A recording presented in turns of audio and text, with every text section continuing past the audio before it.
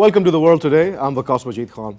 Today we are covering three stories in our program. The first one is to do with the Senator Raza Rabbani's statement when he said that he wants the Parliament's joint sitting to address and to discuss Mike Pompeo's recent statement in which he said that Pakistan's nuclear program was a cause of concern for the US and a security threat.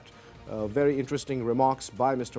Mike Pompeo. We will discuss them in some detail and also talk about the absurdity of this sort of thinking.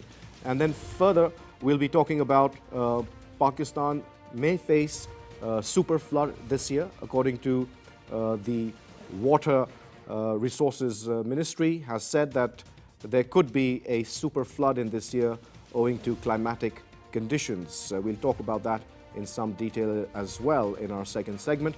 And our final third segment is going to be regarding the Thar coal power plant, where the national grid is now getting an additional 330 megawatts of electricity, which for the Thar coal has now gone online. So we'll talk about that as well in our program. But before we begin our discussion, I would like to mention that we are going to be talking to RASHNA FARRUKH. She was an Australian journalist working for Sky News, and we'll talk to her about the aftermath of the Christchurch attack, and she has resigned in protest for specific reasons. She's on the line with us. So welcome to our program, RASHNA. Could you please tell us about the aftermath of the Christchurch attack, and also what do you see in Australia where you work? Is there a rise in anti-Muslim sentiment and Islamophobia? Please. Assalamu alaikum. Thank you so much for having me. Yeah, so obviously the Christchurch terrorist attack was an incredible tragedy. There was a lot of overwhelming unity and compassion and solidarity from the general public in Australia, in New Zealand, I mean across the world. For us, it was, it was an attack that happened so close to home. It took us by surprise, as in general. But I think with my job and where I was working, I can honestly say that I wasn't shocked that something like this happened, because I knew that something like this would happen, like eventually, I've seen personally more and more racism over time. And it's easy to be indifferent to it. It's easy to kind of brush it off. But, there's been a study that was done, and almost 3,000 articles were written by Rupert Murdoch's various media outlets in Australia, which referred to Islam and Muslims alongside words like violence and extremism and terrorism just in 2017. So almost 3,000 articles which did this in 1 year. All right, RASHNA, do tell us about your own experience working with Sky News. We believe that you have resigned from your position. If you could elaborate on that. Yeah, so I worked a pretty junior role in the production side of things. It was very hard for me to work there, and the only reason that I kept working there was, like many other young journalists who are trying to make it into an industry which is really hard to get into, and there's not many positions that are available for like junior level people. I kept working there in the hopes that maybe like one day I'll be able to make a difference, one day I'll be able to say something. But I think I had to realize, and it's unfortunate that it took this event for me to realize, that the place that I'm working in is contributing to really real life consequences. People are dying. There was a terrorist attack that happened, and I can't stay there ethically. I can't go and work in an organization where A, I can't speak up, and B, I can't make a difference. Well, very unfortunate, RASHNA, that you had to take this drastic step, and more power to you. But tell us about the general sentiment among the people of Australia, the general masses. How are they reacting to this incident? Also reacting to the fact that the perpetrator of this attack was an Australian. And then furthermore, how are they looking at the young teenager who egged the senator from Australia. If you could just give us a roundup of how you feel the people's sentiments are on this entire issue. Yeah, look, as I said, it's been quite amazing. People have been really supportive, really compassionate. There have been vigils across the country, and everyone loves Egg Boy. He is a national hero. There have been so many people who say that he should be nominated for Australian of the Year. So, yeah, he's been great. I think the most concerning things have come from our politicians, I would say, our elected officials. The man who was egged by Egg Boy, Fraser Anning, you know, he's a senator, and he basically blamed the attack on an increase in migration. You know, our Prime Minister, I wouldn't say, has had the best response. He could really learn from New Zealand's Prime Minister. Yeah. Well, thank you very much, Rashna, for taking out the time and talking to PTV World, and we hope and pray that you get a better job in the times to come. Thank you very much. Well, you heard the conversation between Rashna and myself. We hope that she said that the people in Australia are reacting with sympathy towards what has happened, but of course there are those elements within society that are bent upon spreading hate. Very unfortunate. Let's begin with our program. I would like to introduce my guests in the studio. Joining me for the conversation on the first subject is Brigadier TIPU Sultan. Thank you very much and welcome to the program, sir. Thank you, thank you. Sir, we're talking about Mr. Mike Pompeo's statement. You must have come across the statement recently in the press. Very unfortunate, and Mr. Raza Rabbani has also called for an elaborate meeting of the Senate to take everybody into confidence regarding that statement. What are your views on that, sir? Well, what's the text of this statement? Well, in a particular radio interview, Mr. Pompeo had to say that he feels that the United States finds nuclear proliferation from Pakistan to be a security threat for the future. How do you react to this statement, sir? You know, the United States has got few points to coerce Pakistan. First was the do more mantra from Afghanistan. That's still continuing, by the way. That is also part of the interview, sir. He's still talking about doing more. But this particular reference to Pakistan's nuclear assets, sir, is very, very Yes, I am coming to that. You know, what has happened over the years is that the United States have entered into a deal with the Indians to supply them the nuclear facilities, so-called for peaceful purposes. And in that, the United States flouted all international treaties and obligations regarding nuclear non-proliferation. According to the treaties of headquarters in Vienna, the IAEA, you cannot supply any nuclear material or technology to a country which has not signed the NPT, which has not ratified nuclear non-proliferation treaty, and you cannot make them the member of suppliers group also. So they disregarded that, they flouted that. Not only that, the Iranian sanctions that they imposed, they eased out for the Indians. As far as Pakistan is concerned, sometimes back in your program, I said that the recent standoff with India proved two very strategic points. One, that Pakistan has come out to be a responsible nuclear state. As far as that conflict was concerned, if Pakistan policy was not based on sagacity, maturity and restraint, there could have been a nuclear disaster in South Asia. So one thing came out loud and clear out of that conflict was that Pakistan was a responsible nuclear state. Also, sir, and the Foreign Office must dwell on that. Plus, I think the articulation of command of nuclear facilities and National Command Authority in Pakistan is such that even the most modern nuclear states like the United States cannot match that sort of a system that we have. I am telling you with the responsibility because I have been dealing with it for 3 years myself. I was posted at a point where I know how Pakistan looks at. Earlier on, the IAEA has also said that Pakistan has very robust mechanisms in place for the command and control of the nuclear assets. Yeah, the Americans also understand that. The fact is that the American enunciation of South Asia policy in which they wanted to make the Indians as a pivotal state and wanted Pakistan to behave in a certain manner, it did not come out true. So these are tools of coercion. The Americans are going to get nothing out of it. They are just proving over the years that their strategy is flawed, and they dwell on failed strategy, and they harp upon certain things which are non-existing on ground.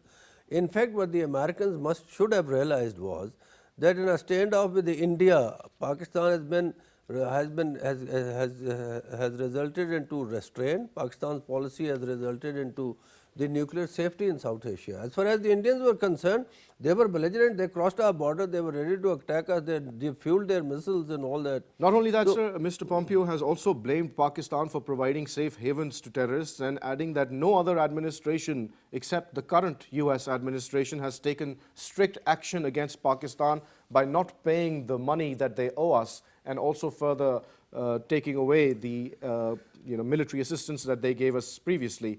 And furthermore, he wants Pakistan to do more. I think Mr. Pompeo should realize that he previously enjoyed the privileges of a puppet sort of a regime in Pakistan, in which we dealt with the United States in a very naive manner. They destroyed our infrastructure, communication infrastructure, by getting their supplies through to Afghanistan. We have lost money, colossal money, nothing as compared to what they gave us. Amounts to peanuts. And Mr. Pompeo should understand that he owes a lot of money to Pakistan. Was destroying this area of fighting their war in the Soviet Union and investing this area with terrorism. Pakistan armed forces done very well to counter those terrorists and win a war against terrorism. No other country has won a war, not even the United States have won a war against terrorism. And Mr. Pompeo but over sir, here, this constant he knows badgering of Pakistan, the United States know that they are lying through their teeth. It is. But what does it indicate, sir? This constant badgering of Pakistan by the United States, Mr. Pompeo, Mr. Trump, the current US administration, what does that indicate to Pakistan? What policy measures do we need to take, sir? That indicates one thing very clearly, that Pakistan is looking after its own interest. Pakistan is standing on its own feet, and the current government's policy is for Pakistan, not for United States. I think what the United States is looking for is controllability of Pakistan, which they are never going to get again. They had their perks and privileges in People's Party's time through Hussain Haqqani and through the international agenda that Nawaz Sharif was pursuing here. So there's another very strange statement that has emanated from Mr. Mike Pompeo. He said that the conflict that arose between India and Pakistan was a result of the terrorists that departed from Pakistan. I don't get that, sir, because Adil Dar was not a Pakistani. He was a young Kashmiri. Terrorism is a term which has been used by the West in a very wrong manner. You tell me, if you bomb the marriage parties, if you bomb the hospitals, if you bomb the schools, you bring your bombers into Middle East, into South Asia, into North Africa, and kill thousands upon thousands of people with innocent people. Is that not terrorism? Civilians. Is it civilians? Is what what Netanyahu is doing to Palestinians not terrorism? What Modi is doing in India and in Kashmir is not terrorism? Indeed, sir. Yes, now we are seeing the double standards Pakistan has been a victim of terrorism, yet they accuse us. I think the world peace is not going to see the light of the day if the superpower like the United States keep on behaving in such an irresponsible manner. I mean, the United States must realize that they are a country in the world which is alienating the peace and making it remote globally by behaving in such an immature manner, not dwelling their policy on facts but insinuations, and a policy that is bound to fail. It has failed earlier also. So I think, and they must also realize that they are not the only power left in the world. There are other powers that be, and currently the 21st century has seen certain things. It is the behavior of the West governments in this, particularly United States, which has caused extremism and terrorism to grow on their own soil. What happened in New Zealand, what happened in Germany, what happened in France and Holland and England, and indeed is a result of the hatred that they have spent and the supremacy that they were looking for. I think people globally are not that bad. there are few people who dwell their election campaign and their leadership on extra nationalism. There is a new term. Somebody has written an article in Washington Post the other day that the autocratic hitmans are back or something like that. And they said that the Second World War and the First World War was fought between the so-called liberals and the autocratic governments and all that. If the white supremacy in America prevails, what is more to autocracy? Homeland Security has identified white supremacist terrorist attacks as the #1 threat to the US, sir. Then how come Mr. Secretary of State, Mr. Pompeo, has the gall to consider Pakistan to be a threat to US interests? Why would that be the case, sir? Pakistan is a threat to the US interest in their lost and misguided ambitions about South Asia. If the United States keeps on dwelling what the Hindus are telling them, the Hindu fundamentalist, nationalist, fascist, followers of Hitler, followers of Holocaust, of Jews in Germany, and famous Spanish Inquisition in France, then they are not going to get anywhere. You know, they said that the terrorism has no religion. I don't agree with that. RSS has no religion. The Nazi Germany had no religion.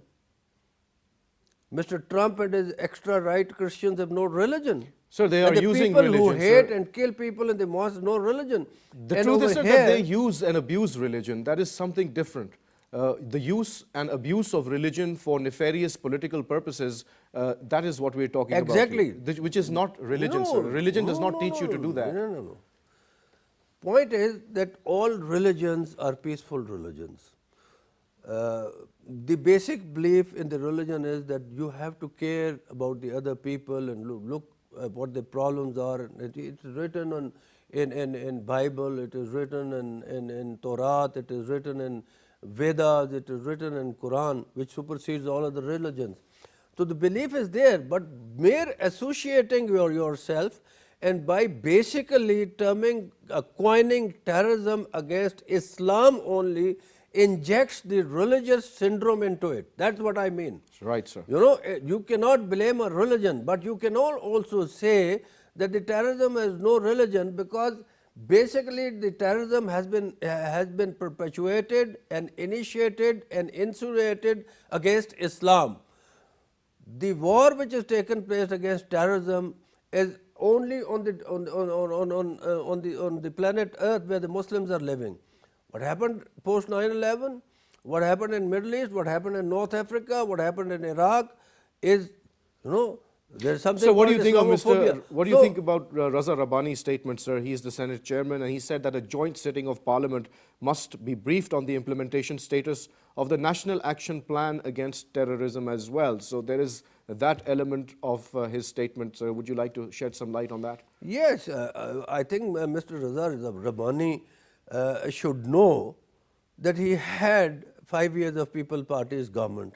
He had his tenure as the chairman of the Senate. Where the hell was he lost at that time? The National Action Plan was implemented by Pakistan Armed Forces, not implemented by Nawaz Sharif and Zardari. Right, sir. And is his statement not out of the tune? Well, sir, we're talking about getting our own house in order, as we have been hearing about in many times. And then again, we come back to this accusation of Mr. Pompeo of, you know, terrorists hiding in Pakistan and they need to be flushed out and Pakistan needs to do more. The same old mantra, sir. So after all the operations that we have conducted against terrorists, sir, and all the gains that we have made against terrorists, why are those completely invisible to Mr. Pompeo? Because Pakistan's policy has been apologetic. The previous governments were apologetic about the United States. We should adhere a policy by looking into the Americans' eyes and telling them that you're lying through your teeth and you know it that you're lying. We should stand up to this nonsense and rhetoric being spread by the Americans for a sinister purpose. That's what it seems like, sir. That is exactly what it seems like. And the US has singled out Pakistan and China, sir, and they've asked to block their aid to Chinese allies, and that is also part of the program to try to contain China, sir. That is the actual pain that the Americans are having. The Chinese developing in the connectivity into this region and elsewhere, emanating from China west towards Europe, east towards the state of Malacca, so the Belt and Road Initiative, sir. South towards the Arabian Sea and Middle East. That is the actual pain that the Americans and the Indians have, and that pain has been initiated and infused by the Indians into the American stomachs. That is the pain that they have actually. And you know, they must realize that Pakistan armed forces stood alone against the terrorists and won a war against the terrorism. They have been attacking us in Salalah. They have been telling Indians to make the LOC hot and destabilize that. They have been telling us not to fence the Durand line. You know, what can you say about that? We want passport control with Afghanistan, through which all the terrorists were being sent by the Indians through using the Afghan soil and other intelligence agencies that we, and they don't want to fence, don't want to let us fence that. You know, it is amazing how the Americans, I hope there are saner voices in America that might emerge. And let me tell you that the extra nationalism, the politics of today, the so-called democracies and the biggest democracies like India and the Western democracies, the politics has had a syndrome of extra nationalism, which means persecution of minorities in mainland Europe, on the American soil, and particularly in India. So that is the democracy that you want to have, and you don't want to call that a terrorism, and you lynch the people on the streets just because they are from another religion. You want to put Kashmir freedom struggle, on which lakhs of people have died, into terrorism baskets. That's what you want to do. And that is the language the Americans are speaking in unison with the Indians. So what should be Pakistan's stance, sir? How should Pakistan react and answer I told you, Mr. Pompeo's Pakistan assertions, should look sir? into the American eyes and tell them that you're lying through your teeth, and this policy is not going to pay you, and we're not going to agree to what you are saying because you're lying, and you know that you're lying. Pakistan, you know, why should Pakistan's policy be apologetic, ji? We've had such a successful war against terrorism. We have cracked down on people. We have cracked down on fifth columnists being created by RAW and CIA and NSD over here. Why should we be apologetic about it? That's the million-dollar question, sir. How do you think we should react to this latest I think accusation, we should engage the sir? What should be the message that Pakistan gives to the American establishment? I think Pakistan should come out with a strong statement against this fellow Mr. Pompeo, and tell him that why he. And this is despite the role that Pakistan is playing in the Afghan peace process, being a facilitator and trying to bring peace to Afghanistan. Mr. Pompeo is not aware of all the efforts that are going on in order to do that, sir. Why would he make such a statement? He is doing that with a purpose. I think that purpose did not succeed when the American and the Israeli technology combined together to woo the Indians against Pakistan. Pakistan stood in their way, and they've seen our capability, and they turned around and you know, adopting another approach, the secondary approach of coercing Pakistan, is the practical measures of having an armed conflict with South Asia hasn't paid them. So I think what should be done is that you're right, that what should be done? What should be done is that we must engage the Chinese, we must engage the Russians, we must engage the European Union, because I don't expect much from the so-called Anglo-Saxon policy that has been in place in Pakistan since the last 7 decades. We must engage the Turks, and we must engage the Far East and Malaysia and Indonesia on that. And I think Pakistan should take this statement very seriously, and Pakistan should tell the Americans that this is not how it is going to work. Well, sir, we leave it at that. Thank you very much for taking out the time and sharing your views with PTV World. Well, you heard what Brigadier TIPU Sultan had to say about Mr. Mike Pompeo's statement. Stay with us. We'll take a short break, and when we return, we'll talk about Pakistan may face a super flood situation. So stay tuned.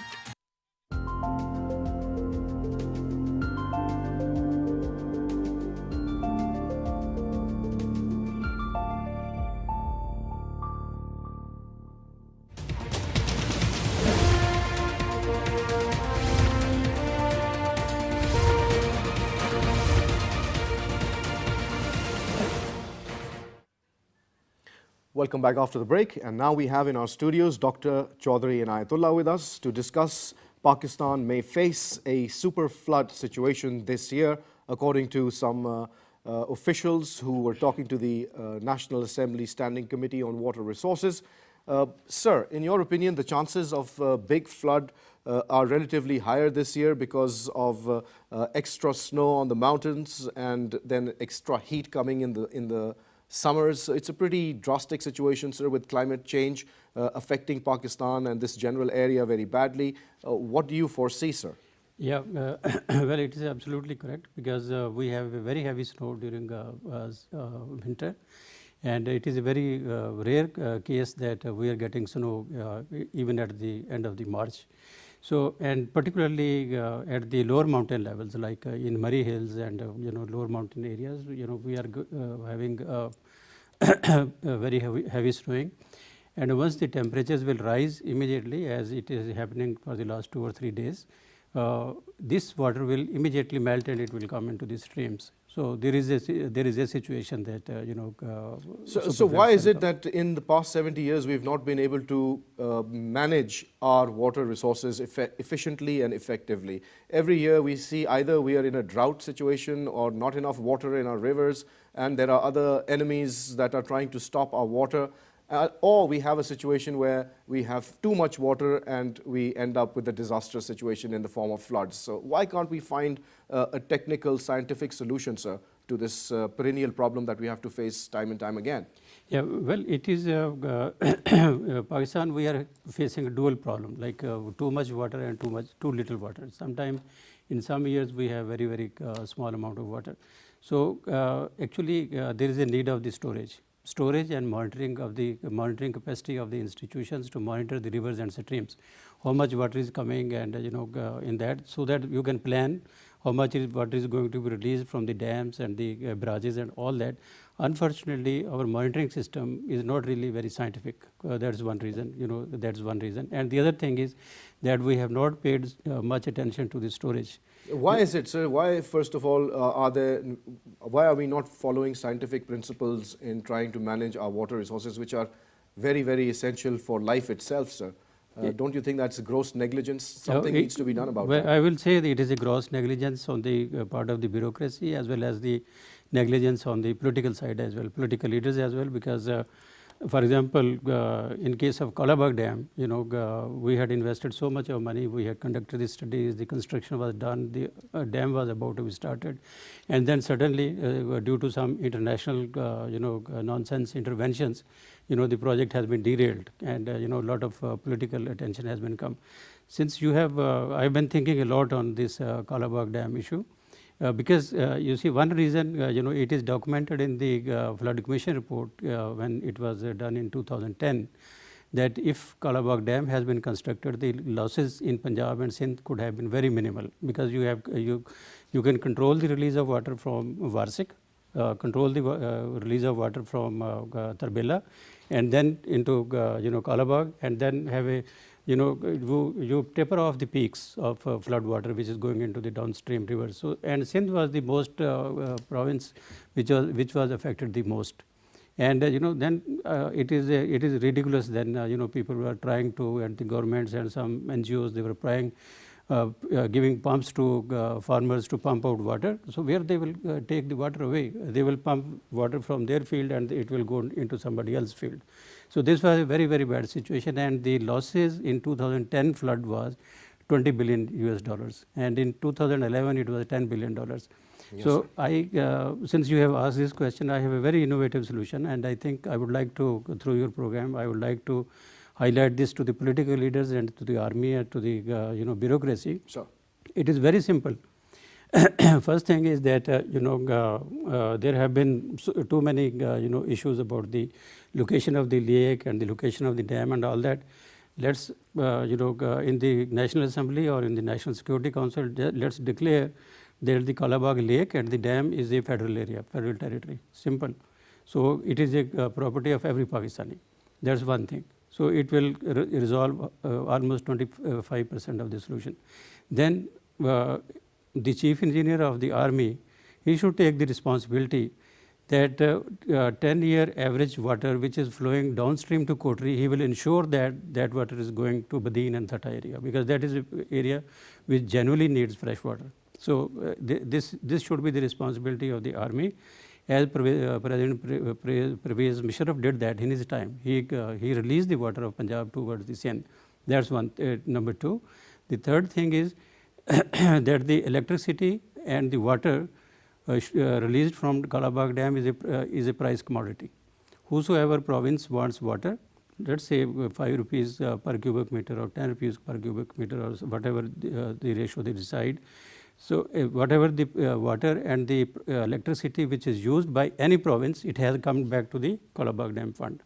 And from there it covers its operational cost, and the profit goes back to the national pool, which is divided to the provinces according to the national financial plan. Right, sir. So this is another one. And for the finances, some people will say that the finances and all this. And I always think that why don't we talk to Chinese and get Kalabagh Dam built on BOT basis, for example.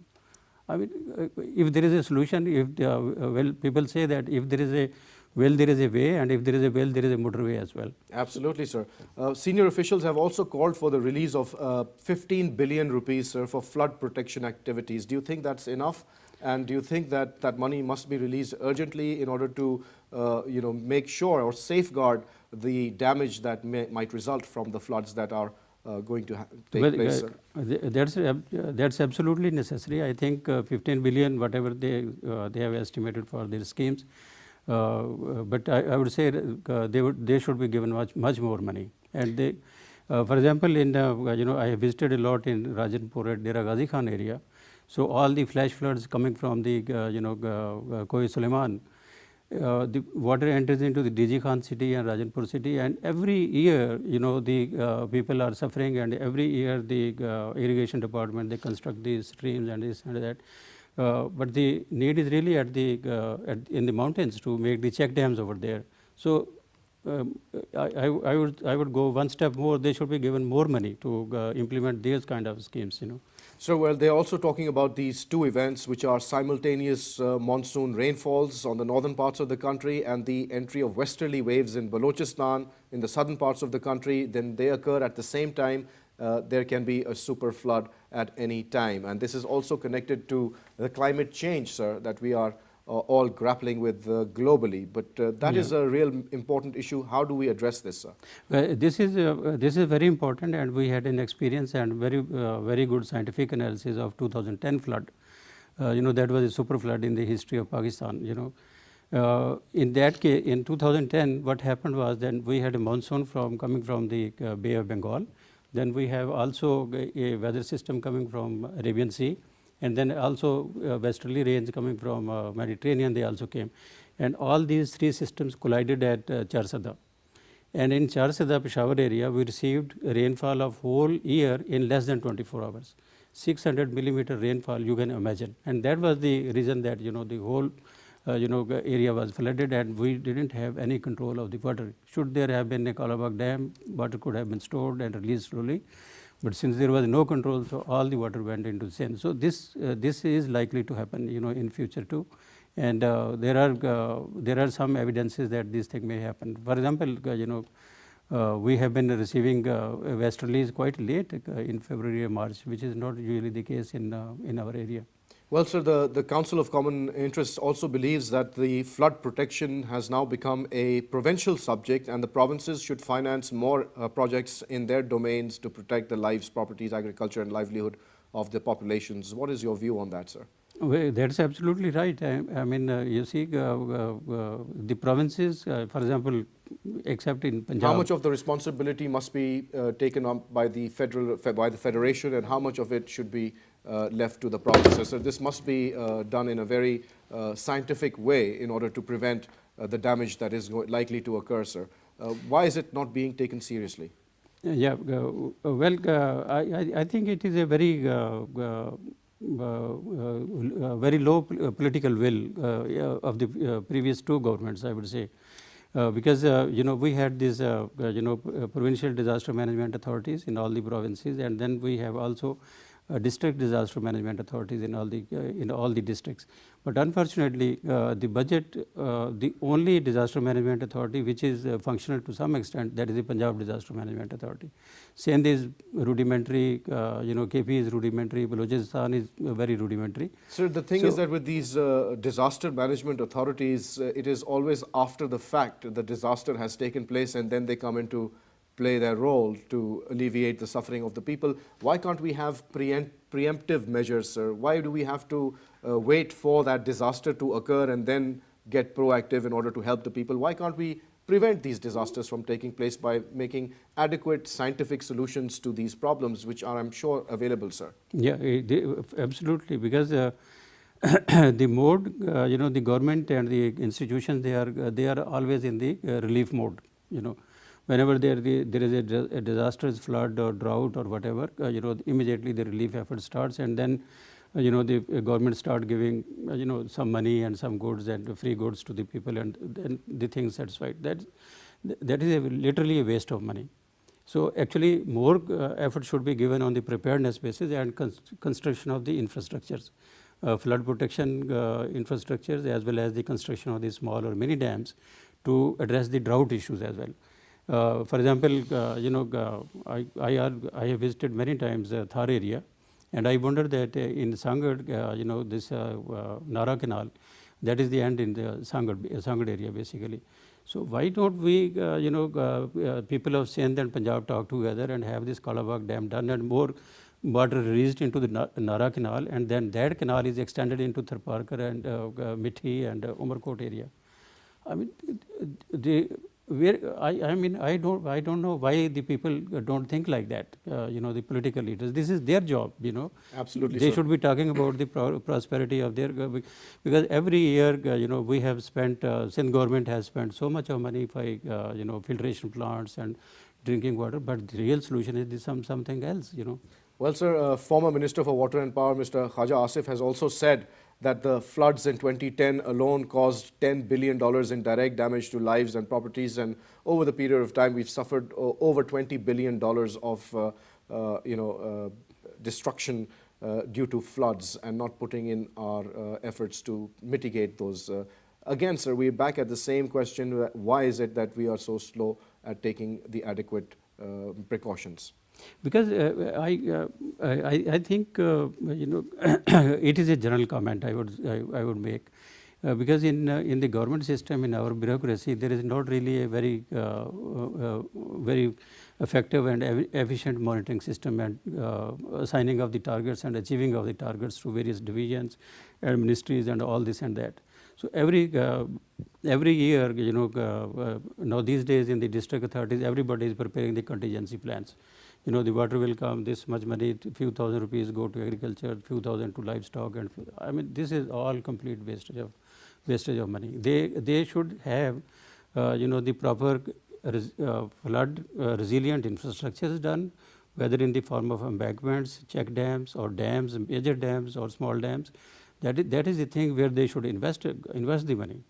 And unfortunately, this is the part which is lagging behind.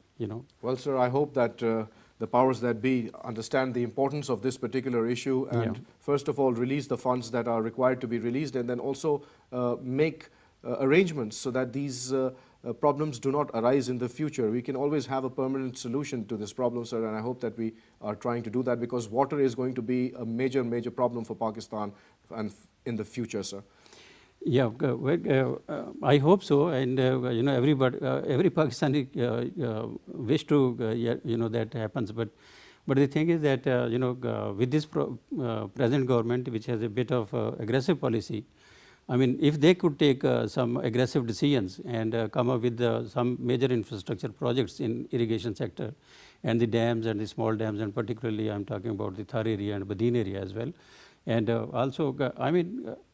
Every project, whether it is a construction of the building, of a road, or everything, it has some side effects, So, and there are always mitigation measures. Well, thank you very much, sir, for taking all the time. One last comment I would make is that if some more rains occur, then watch out, our wheat crop will also be damaged, and it is going to impact on the wheat production as well. So Very it is a unfortunate, sir. complicated issue.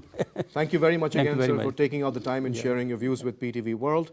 Well, you heard what Dr. Saab had to say, a very worrying situation, and I hope that the powers that be take cognizance and take the steps that are necessary to mitigate the problems that may follow as a result of the floods. And since we are talking about Thar as well, the Thar coal power project has started functioning.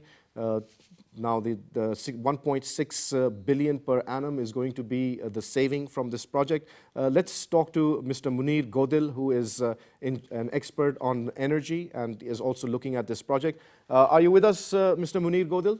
Assalamu alaikum. Thank you. Walaikum salam, sir. Thank you very much for joining PTV World, sir. Sir, would you please fill us in with the details of the Thar coal power project, which has started adding 330 megawatts to the national grid? A great achievement, sir. First of all, it's a great achievement, and it's a very, very exciting news that now the Pakistan is moving into a right direction. And the indigenous coal which was available and which was tapped in 1991, which is approximately 175 billion tons reserve, now we are tapping it, and the first stage, alhamdulillah, Angro Thar coal, since Angro Thar coal has already successfully commissioned yesterday the 330 megawatts. And in next 15 days, they will be testing their another unit. So it altogether 660 megawatt will be online within next month, and I think so that will give us a very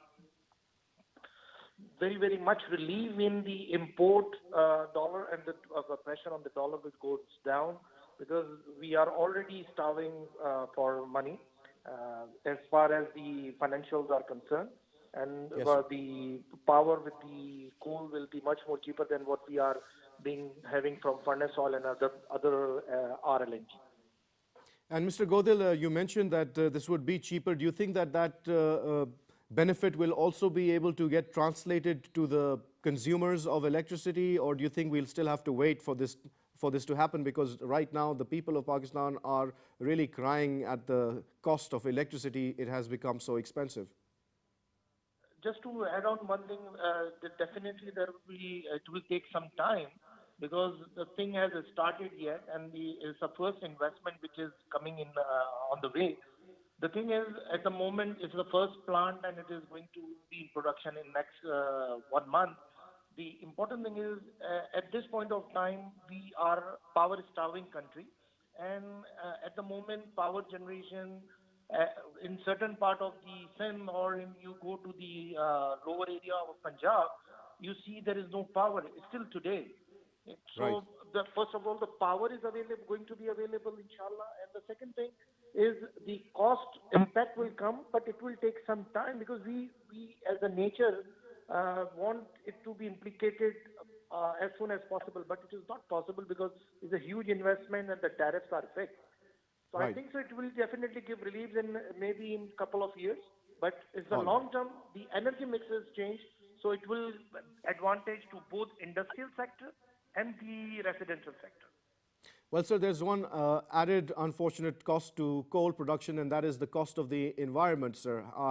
Are the government or the companies that are involved also taking into consideration the environmental impact of coal-generated electricity, sir?